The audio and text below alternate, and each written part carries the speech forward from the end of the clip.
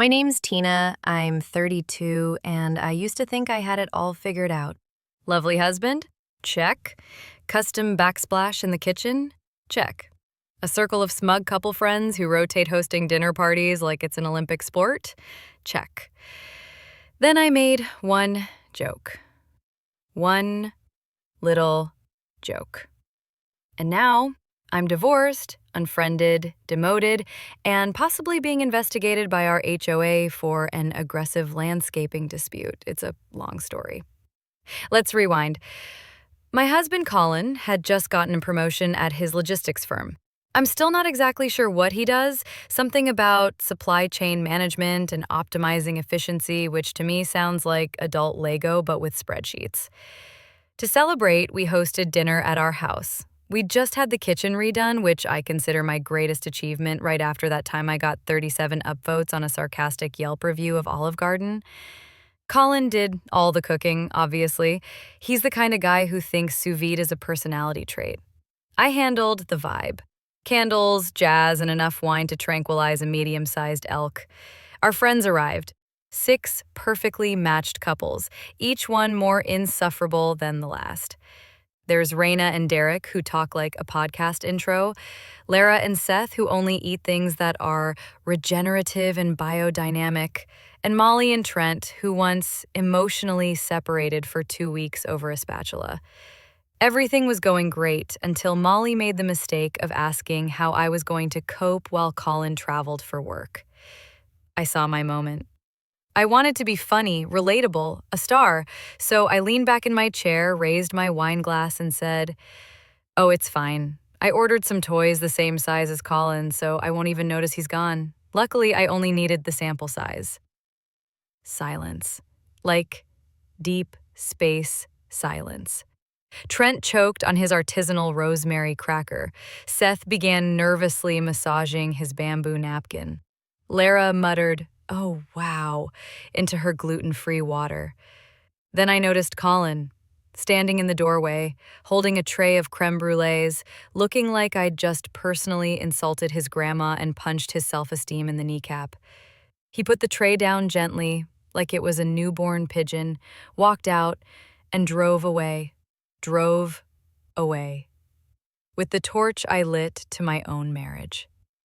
I tried to laugh it off. "He's just sensitive," I said, which apparently is a no-no when you've just implied your husband is modestly equipped in front of all your mutual friends. Everyone left early. Raina actually said she needed to charge her crystals.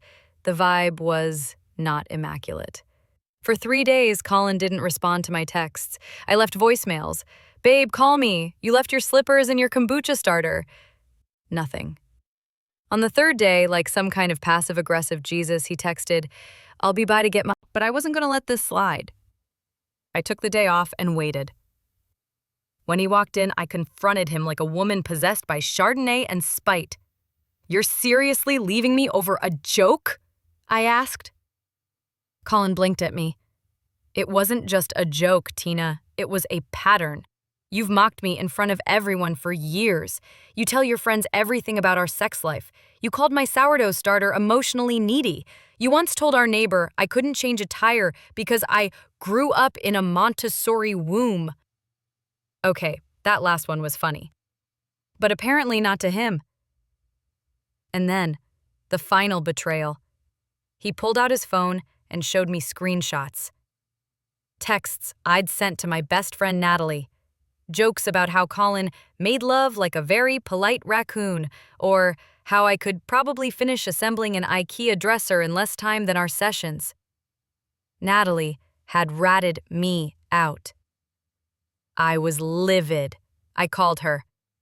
"You gave him our texts?" I screeched. "Tina," she said gently, "I was worried you were turning into a sitcom villain." She might have had a point. By the next week, Colin had moved out, and my friend group had effectively yeeted me into social Siberia. I tried posting on Facebook. Sometimes people you thought would be in your life forever leave over a single comment. Be kind. Only 3 likes. 2 were from MLM girl bosses, 1 was from my mom. Not even my aunt liked it, and she thinks bird memes are high art. Now, months later, Colin's thriving. He's dating someone new, Bree, who looks like a sentient yoga mat. She posts pictures of them hiking and making green juice and captioning things like aligned energies. Meanwhile, I'm eating cold pad thai in an apartment that smells like IKEA despair and vanilla-scented shame. And honestly, sometimes I still think everyone overreacted. But in the quiet moments, when the Netflix autoplay judge plays the next rom-com and I'm spooning expired hummus directly into my mouth, I wonder, was I the drama? Nah, probably. Definitely. But still, that joke was objectively funny.